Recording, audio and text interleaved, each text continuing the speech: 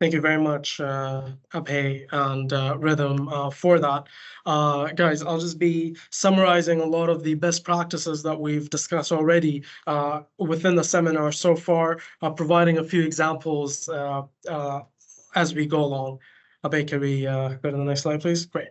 So it all starts with understanding the scope. It's critical and it lays the foundation for our research, articulating the scope of the research and the objectives is paramount in ensuring that you have a successful start and you can envision the research path and the deliverable clearly. Very easy thing to do in ensuring this is, as Abhay mentioned, is to write this down in your own words. This is not only ensures that you understand this, but also if that research needs to be passed on to a secondary party or to other researchers, this eases that transition and handover. We adhere to ethical standards. Client and audience trust in your research is paramount when we present our findings. Over here, it's essential that we present our findings honestly, avoid any data manipulation, and ensure that credibility is maintained by presenting our findings as they are. Understand that oftentimes when we're working with certain hypotheses, the research can either confirm or go against that hypothesis, and either of those outcomes are equally as impactful and beneficial and are good results of our research. But communicating that honestly is critical. Managing time, research often is a time critical process where, especially within our context, when we're conducting business research for government entities, for businesses, consulting firms, over here, it's incredibly important to understand when to conclude the research. This not only optimizes productivity, but also helps meet timelines as set for your own internal teams and external stakeholders. Leveraging resources. In today's digital age, resources are just a tip of the finger away, really. Whether we're talking about various analysis tools, databases, or with the emergence of innovative AI tools that can help us automate and facilitate a lot of our workflow. Over here, I would like to draw attention to a very important point is regardless of the resource that's being utilized, whether that's reports, journal articles, databases, or AI tools, it's critical that you acknowledge the limitations within these resources, whether it's the coverage of data, whether it's the type of data, or in AI tools situation, when we talk about certain human touch to this, the ingenuity that comes with the creativity that comes with a human being researching this versus a algorithm, regardless of how sophisticated it may be.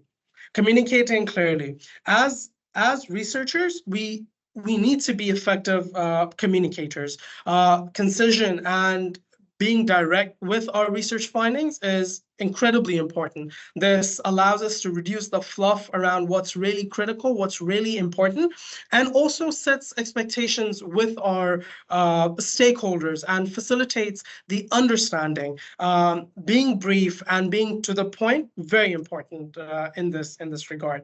As Rhythm highlighted earlier within his topics, packaging what we have for our client needs, incredibly important. Aligning our findings and our research, the data that we've collected, what we've summarized to meet the research objectives is essential in order to ensure that number one, it answers the research objectives. Number two, it allows the reader to absorb and digest that information correctly. And number three, to ensure that you're covering all findings of your research appropriately.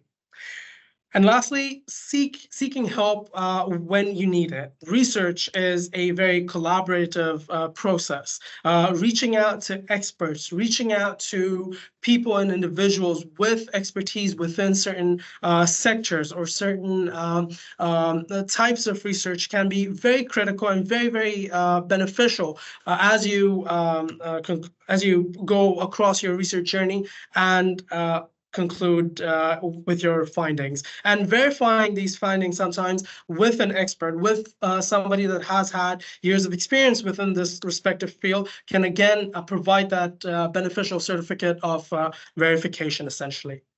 And with that, guys, I hope this provided a brief summary of the best practices that we've discussed across the research process. And these are some of these points don't apply in just isolation, but apply throughout the process. For instance, when we're talking about communicating and packaging our research, it's important to do that across the research process. And with that, we're done with the topics that we had for this seminar. There are just a few points that I would like to point out before we move on to the Q&A. This seminar series will also extend into April with an exciting workshop that we're designing for participants, and as well as a research competition that is active at the moment for students at Polytechnic that you can participate in. There are exciting prizes to be won out of it, and this moves in parallel with your industry project. Thank you very much. And with that, I think we can move to the Q&A section of the seminar.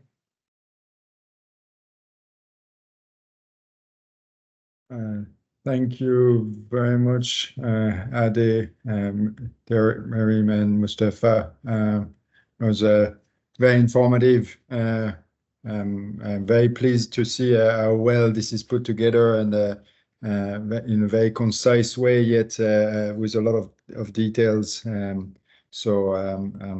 your permission, I'd like to share with the participant the slides, if you don't mind sharing them with us.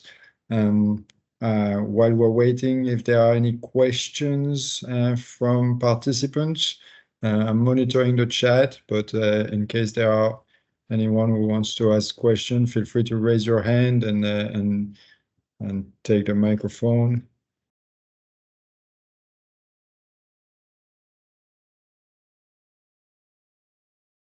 While we're waiting, I do have a question in terms of the applicability of the techniques that you've shown to other fields outside of business. How does those research methodology fit with a research in engineering or in ICT? How different might it be for research, business research in terms of starting a business? What are the differences that you see? Sure. So let me start, and Rhythm, Mustafa, please feel free to add to this. So your question is, how is the research for a technology different from somebody who wants to start a business? Is this correct? Yeah, for example, so like you've highlighted some research methodologies, and I'd like to see in what way it, or I'd like the students to be able to see in what way it differs in terms of using those methodologies for technology or for starting a business. So let me just quickly go back to that slide where we had those different types of researchers. Okay, let me just quickly go back to that one. Okay, this one. So when we talk about, let me just address the technology piece first. Now, there could be a requirement wherein there is a company, they want to start manufacturing a particular kind of an equipment, and for that they need to design that equipment. That's where a technology research needs to be conducted. A machine design has to be arrived at based on what's the kind of input that will go into. So most of the engineering kind of work. So that's the technology aspect of it. Okay. And that is what I meant when I said technical research. Now, there is another element on business research aspect. Let's say somebody wants to start a new business, then he or she can then get into the various methodologies that I talked about, which could be secondary, primary, conducting surveys on a set of audiences that they want to target, understand their preferences and things like those. But there is another technology element when it comes to business as well. So, for example, there could be, let's say, a telecom company. They want to understand what will potentially change the market in another 5 years from now. So you see how technology is still related to business. And in the first example that I gave you in machine design, that's completely technological. You're with me? Yes, So absolutely. that's the kind of differential. That's an interesting way of describing it. I'd never heard it this way, so it's an interesting approach. Very good. Thank you for this. Yeah, Rhythm. I'm also going to jump in over here for a moment and just to follow up on what Abhay mentioned. So on my team, I do a lot of regulatory analysis for emerging technologies, for digital domains. And over here, what we see is a lot of the techniques that were mentioned for business research are also applicable, especially when we talk about packaging research, defining the scope, communicating. Those are things that are applicable rather in a very industry agnostic sense, that are applicable across the board. When we conduct our regulatory analysis and identify areas for improvement for digital regulators here in the region or abroad, what we do is we take a set of benchmark countries that lead the development of respective sectors, say data, for instance. We analyze their policies, their laws, their regulations, the way that the regulatory stakeholders are established and set up. What are their enforcement mechanisms? We take the best practices identified by identifying patterns within our analysis, and then these become our recommendations for our clients. So I hope that also provided a little bit of additional view on something besides the typical create a new business research sense of things. Absolutely, and you're right.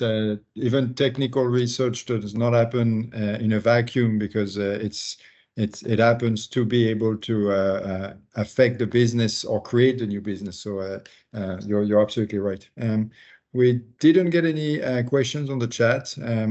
So I will leave it at this. I'd like to thank the three of you and Gulf researchers at large for their support of Bahrain Polytechnic and the Deanship of Applied Research in particular.